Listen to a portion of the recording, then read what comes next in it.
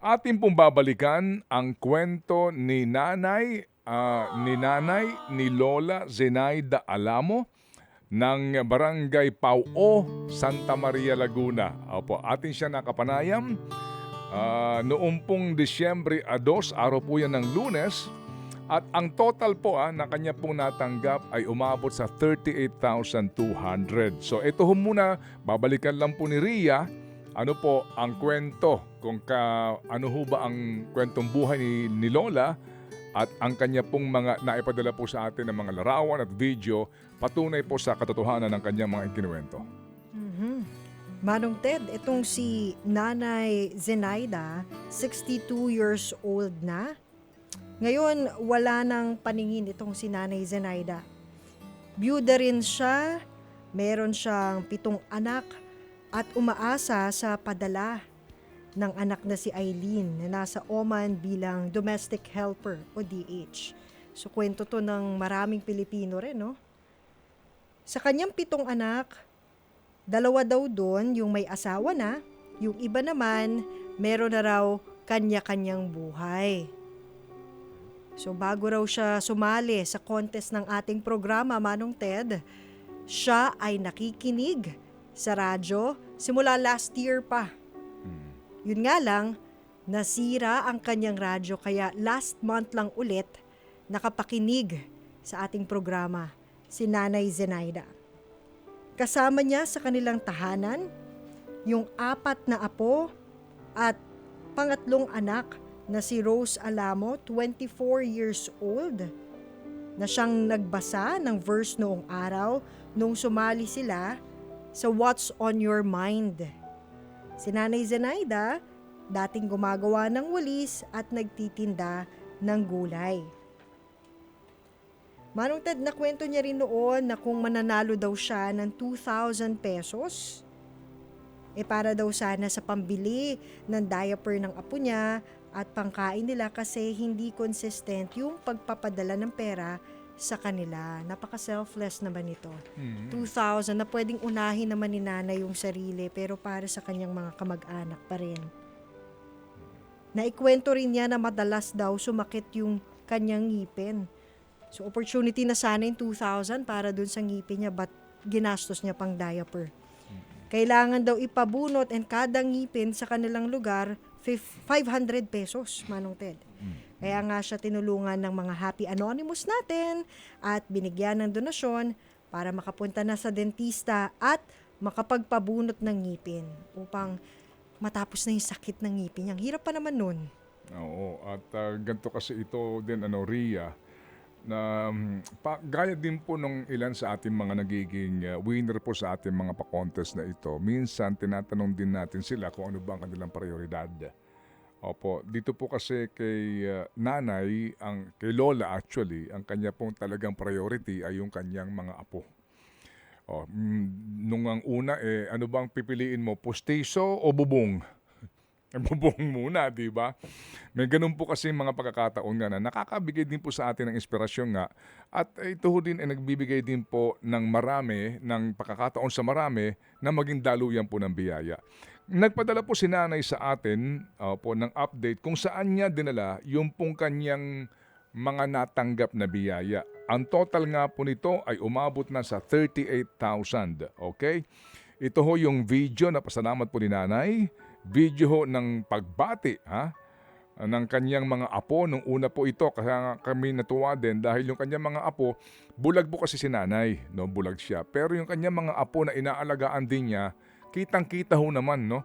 Kung gaano ito kadisiplinado at kung gaano siya kamahal, no? Yung pagbibigay, alam niyo ho, yung kitang-kita mo doon sa reaksyon ng mga bata.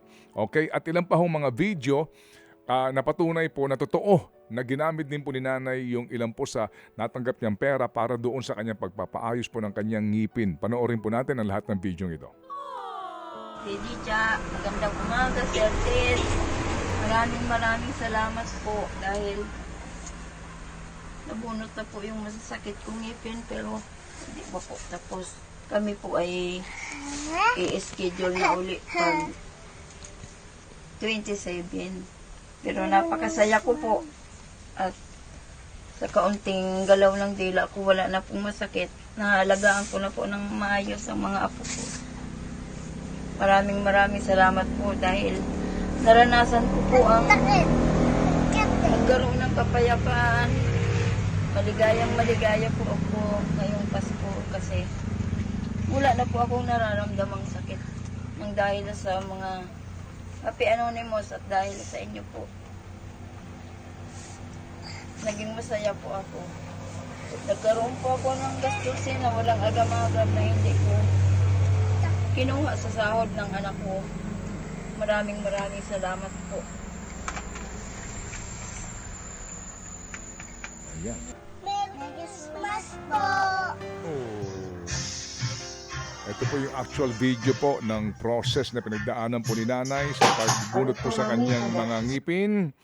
Alright, at ito rin po yung diaper po na naipadala dito po sa kanyang mga apo. At yun din pong kasi nga sinabihan din po natin si nanay, si Lola na bilhan nyo ng gamit, mga damit yung bata.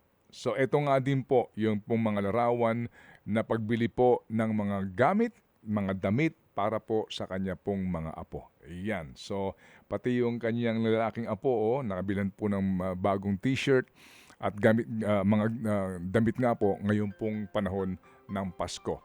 So pati yung radyo. Kasi nga nabanggit mo 'di ba si Lola, nakikinig dati sa radyo pero nasira yung kanyang radyo. Pinabili din natin siya ng radyo kasi nga pinagkwenta natin siya magkano bang kakailanganin mo sa pagpapabunot sa iyong sa radyo kung nakapag-canvas na siya, etc. At ito nga po ang kabuuan na kanyang tinanggap, mga kapatid, 38,200 at ito na po yung prueba sa kanila po namang kasiyahan na matanggap po ang biyayang ito. Okay, ngayon, eto na bago pong ating contestant today, atin lang kausapin si Nanay Zenaida, si Lola Zenaida actually.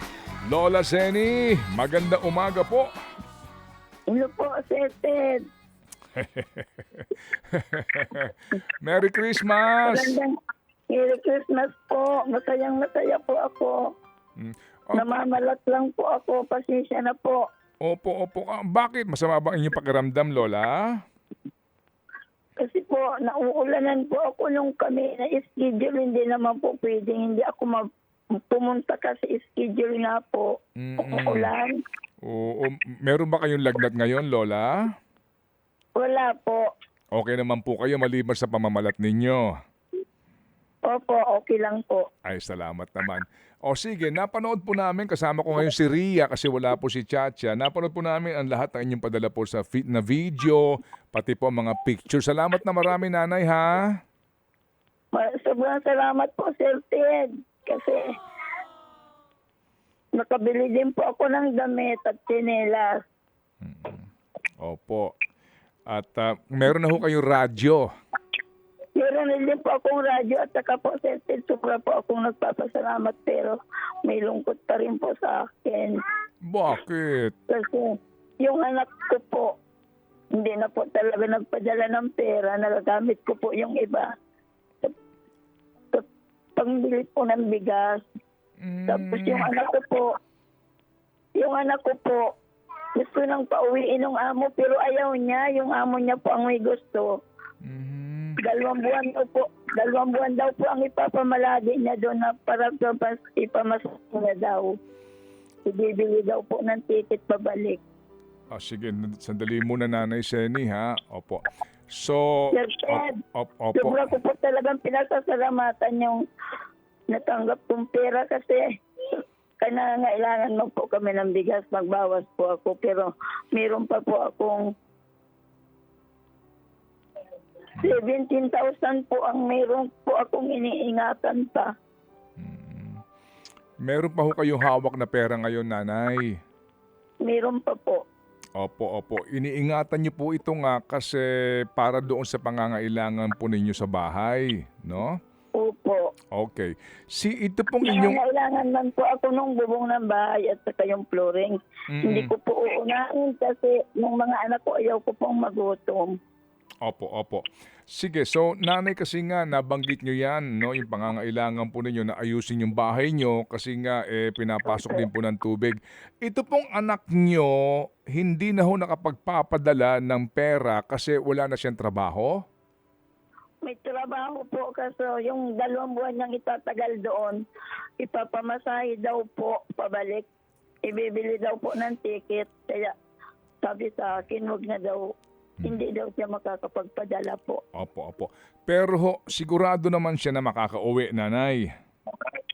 Opo, nagpapasalamat din po ako at hindi naman siya sinasaktan. Opo, opo. Sige. Yung- Opo, opo. Sige, opo. Nanay, ganito ha. Nanay, Nanay Seni, ang amin pong staff dito, si Seth Velasquez, ano po, na lagi niyong kausap, ay mangungumusta po sa inyo sa kondisyon ng anak ninyo kasi baka kailanganin po ng tulong sa pagpapauwi. Magsabi lang kayo, ha?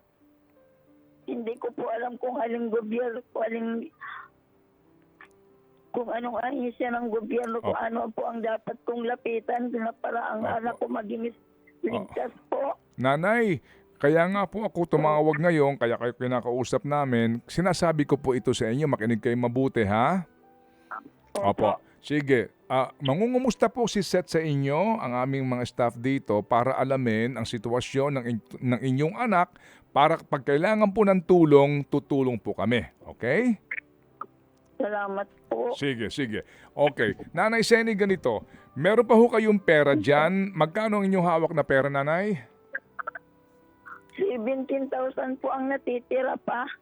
Oo. Tinitipid niyo po ito, pambili po ng pagkain tsaka bigas. Opo. Okay. Pagkalalo po napasok po. Itong 4 po napasok po ito. Sige nanay, ganito po. Kasi kayo po halos nga ang gumagasta, nagsisikap dito po sa mga anak niyo nag-aaral, sa mga apo niyo nag-aaral, di ba? Opo. Opo. Oo. Yun pong pangangailangan yung iba, hindi nyo na muna uunahin dahil uunahin nyo po yung pagkain at baon ng mga bata. Opo. Nabunutan naman po ako ng ngipin.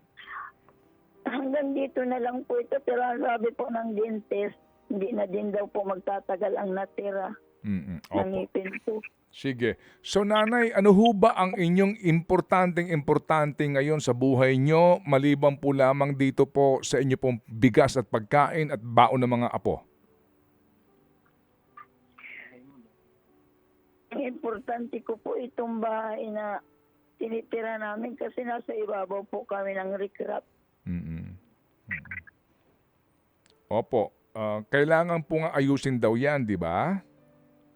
Opo. Opo. Pero ho ngayon, hindi ako makakapangako sa inyo ng anuman kasi nga kinakailangan po matignan yan at magkaroon po tayo ng estimate kumbaga. Opo. Di ba ang gumagawa dyan yung anak nyo lalaki? Opo. Oh. Andyan ba siya ngayon?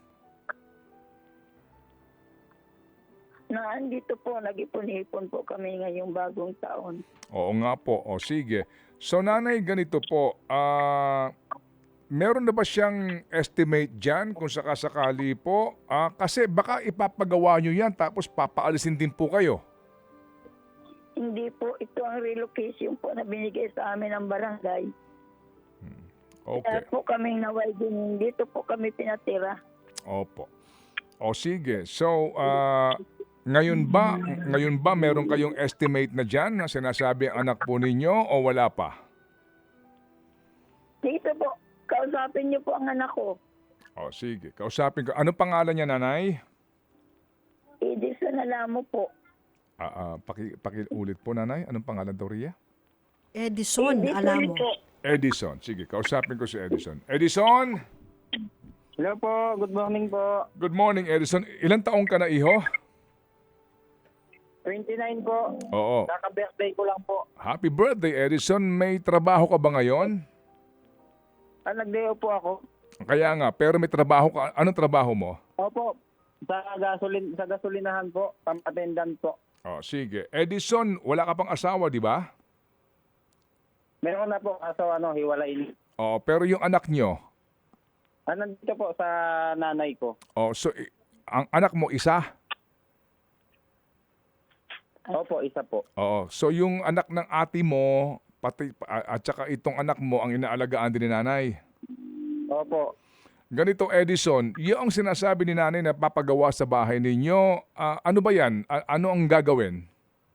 Ay, yung ano na lang po yun, Sir Ted, yung bakal na lang po sa taas, ikakabit na lang po yung mga pagkakabitan ng bubong saka po yung flooring. Mm-mm. Meron ka kasi si nanay may pera. Sabi ni nanay, ayaw niyang gamitin yan para sa bahay kasi nga baka kailanganin ng baon at pagkain ninyo, di ba?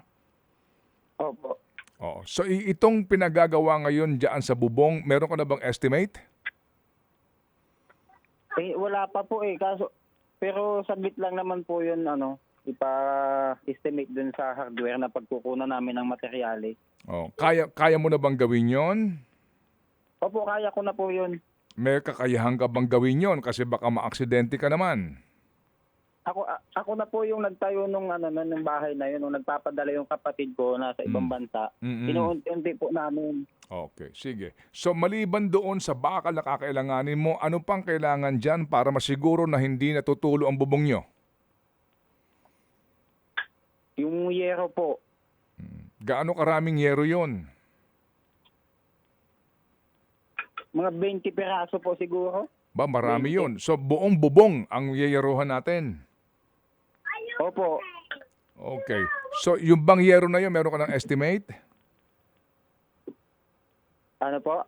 Yung bang halaga ng yero, meron ka ng estimate? Kasi nagtanong po ako sa hardware, ang isang yero po ay 600. 600. So kapag 10, 6,000. Kapag 20, 12,000. Pero mukhang baka manipis lang na klase yun. Di ba? O sige. Okay. Ganito. Edison. Po. Oo. Pwede ba naming ipagkatiwala sa iyo kung sakasakali ha?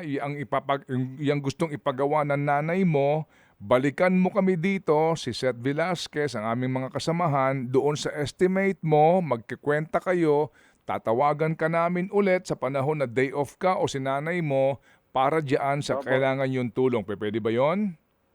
O, pwede po. Ha? Oo. Opo. Oo. Iho Edison, may bisyo ka ba? Ay, wala po. Oo. Tapat ka ba sa sarili mo, sa nanay mo? Opo. Oo. Huwag kang tatawa-tawa dyan, iho. At ang nanay mo, bulag, nag-aalaga sa mga anak ng kapatid mo, nag-aalaga sa anak Opo. mo. Oo, ang sa akin lamang kasi sa panahong ito, ang bisyo, walang magagawang matino sa atin yan. Sigurado akong alam mo na Opo. yan, iho, di ba? Opo. Opo. Oo, unahin mo itong nanay mo at ang iyong anak Opo. at ang iyong mga pamangkin. Sige. So, pwede ba? Opo. Hindi ako mangangako ngayon sa iyo, pero babalikan ka namin. Bigyan mo kami ng estimate kung magkano kakailanganin mo daan sa pagbubong ng iyong bahay. At ako ay gagawa ng paraan para yaan matapos na ng sinanay mo, maging komportable ang tulog, pati na ang pamangkin mo at kayo mismo magtatay. Opo. Pupunta po ako sa hardware, kakain lang po ako, pupunta po ako, magpapakwinta po ako. Sarado ngayon ang hardware, Edison. Bukas siguro. Ay, sarado po ba? Oo. Baka po bukas. Okay. O sige. So, Edison, Po. pasalamat ka si nanay mo na andyan pa.